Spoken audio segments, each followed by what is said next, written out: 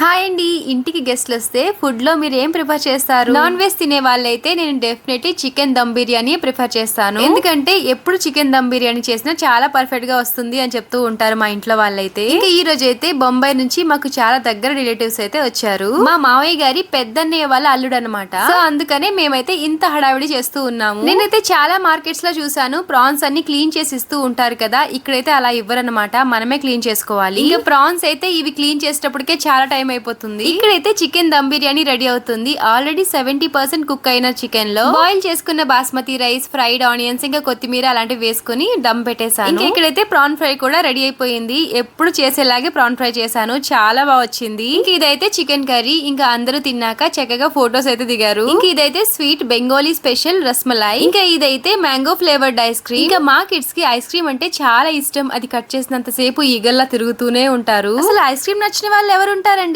నేను తిన్నాను, చాలా బాగుంది. అంతేనండి. వీడియోని లైక్ చేసి సబ్స్క్రైబ్ చేసుకోండి.